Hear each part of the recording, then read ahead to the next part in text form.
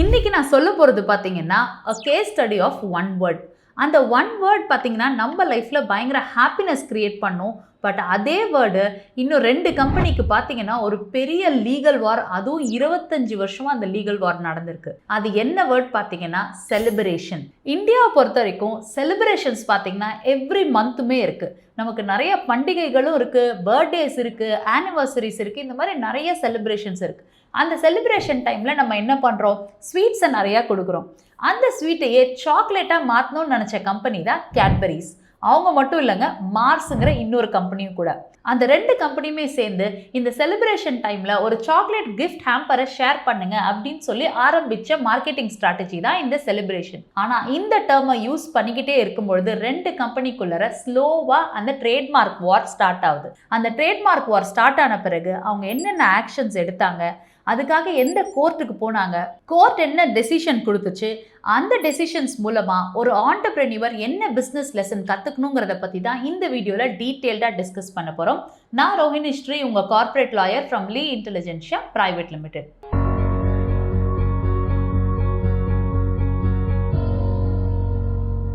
First இந்த word celebration எப்படி நம்ம மார்க்கெட்குள்ளே வந்துச்சுன்னு பார்க்கலாம். 1990s பார்த்தீங்கன்னா குளோபல் கன்ஃபெக்ஷனரி கம்பெனிஸான கேட்பரி அண்ட் மார்ஸ் இந்தியாவில் வந்து புதுசாக ஒன்று இன்ட்ரடியூஸ் பண்ணுறாங்க. என்னென்னா, ஃபெஸ்டிவல் பீரியடில் ஸ்வீட்ஸ் கொடுக்கறத விட சாக்லேட் ஹேம்பர்ஸை கொடுக்கலான்னு சொல்லி நிறைய கிஃப்ட் ஹேம்பர்ஸ் வித் சாக்லேட்டை க்ரியேட் பண்ணுறாங்க. அதுக்கு அவங்க யூஸ் பண்ண நேம் தான் செலிப்ரேஷன். ஸோ இனிஷியலாக ஹாப்பியாக அவங்க மார்க்கெட் பண்ணும்பொழுது என்ன ஆகுதுன்னு பார்த்தீங்கன்னா, கன்சியூமர்ஸ் அந்த செலிப்ரேஷனுங்கிற டேர்ம் ஐடென்டிஃபை பண்ணி அந்த பாக்ஸஸை நிறையா வாங்குறாங்க. But over a period of time என்ன ஆகுது அப்படின்னா, கஸ்டமர் மைண்டில் ஒரு கன்ஃபியூஷன் கிரியேட் ஆகுது. அதாவது இது மார்ஸ் கம்பெனியோட செலிப்ரேஷனா இல்லை கேட்பரி கம்பெனியோட செலிப்ரேஷனாங்கிற ஒரு கன்ஃபியூஷன் கிரியேட் ஆகுது. இந்த கன்ஃபியூஷன் கிரியேட் ஆன உடனே 2 கம்பெனியுமே என்ன பண்ணுறாங்க அப்படின்னா, தன்னுடைய நேமான செலிப்ரேஷனை நம்ம ரெஜிஸ்டர் பண்ணலான்னு டிசைட் பண்ணுறாங்க. இப்போதாங்க லீகல் வாரே ஸ்டார்ட் ஆகுது. இந்த லீகல் வார் எப்படி ஸ்டார்ட் ஆகுதுன்னு பார்த்தீங்கன்னா, ஃபர்ஸ்ட் ட்ரேட்மார்க் ரெஜிஸ்ட்ரியில தான் ஸ்டார்ட் ஆகுது. 2 கம்பெனியுமே பார்த்தீங்கன்னா தன்னோட பிராண்ட் நேமான செலிப்ரேஷனை ட்ரேட்மார்க் கீழே ஃபைல் பண்றாங்க. மார்ஸ் கம்பெனி அந்த டேர்ம் செலிப்ரேஷனை முதல்ல என்ன பண்றாங்க அப்படின்னா, ட்ரேட்மார்க்ல இருக்கக்கூடிய கிளாஸ் 30 அப்படின்ற கிளாசிஃபிகேஷன் கீழே ஃபைல் பண்றாங்க. இதை தெரிஞ்சுக்கிட்ட கேட்பரி கம்பெனி ஃபர்ஸ்ட் அவங்களும் ஒரு ட்ரேட்மார்க்கை ஃபைல் பண்ணிட்டு மார்ஸ் கம்பெனி மேல ஆப்போசிஷன் பண்றாங்க.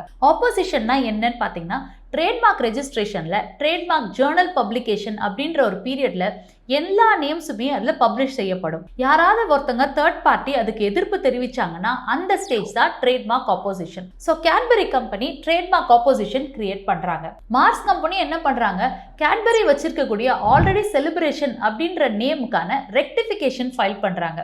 ரெக்டிஃபிகேஷன் என்னன்னு பார்த்தீங்கன்னா, ஆல்ரெடி ஒரு பிராண்ட் நேம் ட்ரேட்மார்க்கில் ரெஜிஸ்டர் ஆயிருக்கு, ஆனால் அவங்க ரெஜிஸ்ட்ரேஷனை நான் எதிர்க்கிறேன்னு சொல்லி ஃபைல் பண்ணுறது தான் ரெக்டிஃபிகேஷன். ஸோ 2 பேருமே மாறி மாறி trademark opposition, trademark rectification, multiple ஹியரிங்ஸ்னு இந்த லீகல் பேட்டில் பல வருஷமாக போயிட்டு இருக்கு. அதுக்கப்புறம் என்ன பண்ணுறாங்க, இது ஒரு செட்டில்மெண்ட்டுக்கே வரல அப்படின்னு சொல்லிட்டு டெல்லி ஹைகோர்ட்டை அப்ரோச் பண்ணுறாங்க. டெல்லி ஹைகோர்ட் அப்ரோச் பண்ணும்போது 3 டிஃப்ரெண்ட் கிரவுண்ட்ஸில் அதை அப்ரோச் பண்ணுறாங்க. என்னன்னா, கேட்பரி கம்பெனி சொல்றது என்னன்னா, நாங்க தான் இதை ஃபர்ஸ்ட் யூஸ் பண்ண ஆரம்பிச்சோம். இந்த டேர்ம் செலிப்ரேஷனுக்கான ஏர்லியர் யூசர் நாங்க தான். ஸோ மார்க்கெட்ல கஸ்டமர் கன்ஃபியூஸ் ஆகுறதும் எங்களுடைய பிராண்ட் நேமை யூஸ் பண்ணி தான் கன்ஃபியூஸ் ஆகுறாங்க. ஸோ எங்களுக்கு இந்த பிராண்ட் நேம் வேணும்னா ஃபர்ஸ்ட் அப்ரோச் பண்றாங்க. இந்த லீகல் பேட்டிலுக்கும் ஒரு முடிவில்லாம பல வருஷங்கள் போயிட்டே இருந்தது. இந்த லீகல் டிஸ்பியூட்ல இருக்கக்கூடிய கோர் ப்ராப்ளம் என்னன்னு பார்த்தீங்கன்னா, செலிப்ரேஷன் டேர்ம் யாருக்கு சொந்தமானதுங்கிறது கிடையாது. செலிப்ரேஷன்ங்கிற டேர்ம் ஒரு காமன் டேர்ம். அந்த காமன் டேர்முக்கு எப்படி ஒருத்தர் ரைட்ஸ் கேட்கலாம் அப்படின்றது தான் இந்த கோர் லீகல் ப்ராப்ளம். ட்ரேட்மார்க் கீழே பொறுத்த வரைக்கும் பார்த்தீங்கன்னா, any common term, descriptive term, generic term, இந்த 3 டேர்ம்ஸையும் யூஸ் பண்ணக்கூடாது. ஃபார் எக்ஸாம்பிள் என்ன ஆகும்னு பார்த்தீங்கன்னா, செலிப்ரேஷன், ஸ்பெஷல், ராயல், இந்த மாதிரி இருக்கக்கூடிய வேர்ட்ஸ் எல்லாமே ரொம்ப காமனான டேர்ம்ஸ், ஜெனரிக்காக எல்லாரும் யூஸ் பண்ணுற டேர்ம்ஸ். அது மட்டும் இல்லாமல் இது ஒரு டிக்ஷனரி டேர்ம். எந்த ஒரு டிக்ஷனரி டேர்மையுமே நீங்கள் ட்ரேட்மார்க் கீழே ரெஜிஸ்டர் பண்ண முடியாது. ஸோ இவங்க கிளைம் பண்ணுற ஒரு வேர்ட் செலிப்ரேஷனும் டிக்ஷனரி கீழே வரக்கூடிய, அதுவும் காமனாக பீப்புள் யூஸ் பண்ணக்கூடிய டேர்ம், இதுக்கு எப்படி கிளைம் பண்ண முடியும் அப்படின்றது தான் மிகப்பெரிய கொஷினே. ஸோ ட்ரேட்மார்க் ரெஜிஸ்ட்ரேஷன் ரெஜிஸ்ட்ரிலையும் ஒரு டெசிஷன் வர முடியாததுக்கு காரணம் இந்த நேம் காமன் நேம், யாருமே இதில் கிளைம் பண்ண முடியாது. டெல்லி ஹைகோர்ட்டும் அதே தாட் ப்ராசஸில் தான் இருந்தாங்க. ஸோ ஃபைனலாக டெல்லி ஹைகோர்ட் முன்னாடி ரெண்டு பார்ட்டியுமே 25 இயர்ஸ் கழித்து என்ன பண்ணுறாங்க அப்படின்னா, இந்த ஜூலை 3, 2025க்கு ஒரு செட்டில்மெண்ட் வராங்க. என்ன செட்டில்மெண்ட்னா, எங்களுக்கு இந்த நேம் செலிப்ரேஷன் மேலே எந்த கிளைம்ஸும் வேண்டாம் அப்படின்னு வராங்க. ஆக்சுவலி அவங்க கிளைம் பண்ணலனாலுமே டெல்லி ஹைகோர்ட் அதே டெசிஷன் தான் கொடுத்துருப்பாங்க. காரணம் என்னன்னா, celebration is a very common term. அந்த செட்டில்மெண்ட்டில் என்ன அடுத்தது சொன்னாங்கன்னா, செலிப்ரேஷன்கிற நேமை நாங்கள் யூஸ் பண்ணல, ரெண்டு பேருமே ட்ரேட்மார்க் ஆஃபீஸஸில் ஃபைல் பண்ணியிருக்கக்கூடிய எக்கச்சக்க ஆப்போசிஷன்ஸையும் நாங்கள் வித்ட்ரா பண்ணிக்கிறோம். இந்த கேஸை பொறுத்த வரைக்கும் கோர்ட்டுக்கு நாங்கள் வேஸ்ட் பண்ண டைமுக்கும் மன்னிப்பு கேட்டுட்டு 5 lakhs worth ஆஃப் சாக்லேட்ஸை வந்து டெல்லி பக்கத்தில் இருக்கக்கூடிய ஸ்கூல்ஸ்க்கு திவாலி டைமில் நாங்கள் டிஸ்ட்ரிபியூட் பண்ணுறோம் அப்படின்னு சொல்லிட்டு அந்த செட்டில்மெண்ட்டை க்ளோஸ் பண்ணுறாங்க. இந்த கேஸ் மூலமா ஒரு ஆண்டர்பிரனியூவர் கற்றுக்க வேண்டிய 5 பிஸ்னஸ் லெசன் என்னங்கிறத தான் அடுத்தது பார்க்க போகிறோம். ஃபர்ஸ்ட், ஒரு ஆண்டர்பிரனியூவராக நீங்கள் முதல்ல என்ன தெரிஞ்சுக்கணும்னா, உங்களோட பிராண்டுக்கோ இல்லை கம்பெனிக்கோ நேம் சூஸ் பண்ணுறீங்க அப்படின்னா காமன் நேம்ஸை சூஸ் பண்ணாதீங்க. ரொம்ப காமனாக எல்லாரும் யூஸ் பண்ணிட்டு இருக்காங்க, இல்லை உங்கள் இண்டஸ்ட்ரியில் அது ரொம்ப காமனான வேர்ட் அந்த மாதிரி இருந்ததுன்னா அதை நீங்கள் சூஸ் பண்ணக்கூடாது. அப்படி சூஸ் பண்ணிங்கன்னா நிறைய லீகல் ப்ராப்ளம்ஸ் ஃப்யூச்சரில் உங்களுக்கு வரும். ரெண்டாவது, சர்ச் பிஃபோர் பிராண்டிங். நீங்கள் ஒரு பிராண்ட் நேமை சூஸ் பண்ணிட்டீங்க, டைரெக்டாக போய் பேக்கேஜிங்க்கோ இல்லை அதில் இருக்கக்கூடிய பிராண்டிங் ஆக்டிவிட்டீஸ்க்கு நிறைய செலவு பண்ணி ஸ்டார்ட் பண்ணிடாதீங்க. முதல்ல ட்ரேட்மார்க் சர்ச் பண்ணுங்க. உங்களோட நேம் ட்ரேட்மார்க்கில் அவைலபிளாக இருக்கா இல்லையா, இல்லை வேற யாரும் அதே பிஸ்னஸ் கேட்டகரியில் ஆல்ரெடி யூஸ் பண்ணுறாங்களான்னு செக் பண்ணிட்டு அதுக்கப்புறம் இன்வெஸ்ட் பண்ணுங்க. ஏன்னா நீங்கள் பேக்கேஜிங்காகவோ இல்லை ப்ரொமோஷனுக்காகவோ இந்த நேம்க்கு நிறைய லேக்ஸ் ஆஃப் அமௌண்ட்ஸ் வந்து இன்வெஸ்ட் பண்ணுவீங்க. இன்வெஸ்ட் பண்ண பிறகு இந்த நேம் வேற யாரோ வச்சிருக்காருன்னு பார்த்தீங்கன்னா உங்களுக்கு மிகப்பெரிய பிஸ்னஸ் லாஸாக இருக்கும். ஸோ அதனால ட்ரேட்மார்க் சர்ச் பண்ணுங்க. சர்ச் பண்ணுறதுல ஒரு லீகல் ஒப்பீனியன் வாங்கிட்டு நீங்கள் இன்வெஸ்ட் பண்ணுங்க. நாமளே சர்ச் பண்ணிட்டா நம்ம என்ன நினச்சிப்போம்னா, தவறான முறையில் கூட சர்ச் பண்ணுவோம். ஒரு லீகல் எக்ஸ்பர்ட் கிட்ட போய் நீங்கள் சர்ச் பண்ணும்போது கவர்மெண்ட் எப்படி சர்ச் பண்ணுவாங்கங்கிறத பார்த்துட்டு உங்களுக்கு லீகல் ஒப்பீனியன் கொடுப்பாங்க. இப்படி நீங்கள் பண்ணுறதுனால லேக்ஸ் ஆஃப் மணி வேஸ்ட் ஆகாமல் நீங்கள் தடுக்கலாம். நம்பர் 3, ரொம்ப யூனிக் அண்ட் டிஸ்டிங்டிவ் நேம். நீங்கள் சூஸ் பண்ணக்கூடிய நேம் பார்த்தீங்கன்னா நீங்களே காயின் பண்ண ஒரு யூனிக்கான டேர்மாக இருந்ததுன்னா ட்ரேட்மார்க் கீழே ரெஜிஸ்டர் பண்ணுறது ரொம்ப சுலபமாயிடும். காரணம் என்னன்னு பார்த்தீங்கன்னா, ட்ரேட்மார்க் ரெஜிஸ்ட்ரியில் 1000 அப்ளிகேஷன்ஸ் டெய்லி ஃபைல் ஆகுது.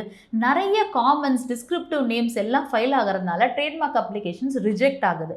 நீங்கள் சூஸ் பண்ணக்கூடிய நேம் உங்களோட ஓன் நேம், உங்கள் ஃபேமிலி நேம் வச்சு காயின் பண்ணலாம், இல்லை உங்களுக்கு அதர் லாங்குவேஜஸில் இருக்கக்கூடிய டேர்ம்ஸ் வச்சு காயின் பண்ணி யூஸ் பண்ணலாம்.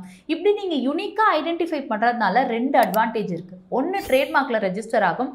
ரெண்டாவது, உங்கள் பிராண்டை ஈஸியாக மக்கள் வந்து ஐடென்டிஃபை பண்ணிக்குவாங்க. 4வது, இந்த லெசன் தாங்க ரொம்ப இம்பார்ட்டன்ட் லெசன். இந்தியாவில் இருக்கக்கூடிய பிசினஸ் ஓனர் பண்ணக்கூடிய தப்பு என்னன்னா, நம்ம ஒரு பிசினஸ் ஆரம்பிப்போம், ஒரு வருஷம் பார்ப்போம், நல்ல பிசினஸ் க்ரோ ஆச்சுன்னா நம்ம ட்ரேட்மார்க் அந்த மாதிரி விஷயங்கள்லாம் ப்ரொடெக்ட் பண்ணிக்கலாம்னு நினைப்பீங்க. அதுதான் மிகப்பெரிய தவறு.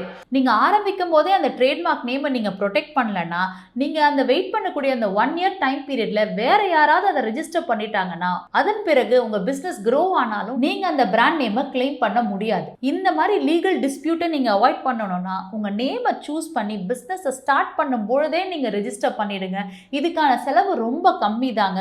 ஆனா ஃபியூச்சர்ல நீங்க ரெஜிஸ்டர் பண்ணலன்னா அதனால ஏற்படக்கூடிய லாசஸ் பயங்கரமா இருக்கும். 5வது பிசினஸ் லெசன் இந்த கேஸ் மூலமா நம்ம என்ன கத்துக்கலாம் அப்படின்னா, லீகல் வாரை ரொம்ப வருஷமா இழுக்காம செட்டில்மெண்டா போறது தான் ஸ்மார்ட்டரான வே.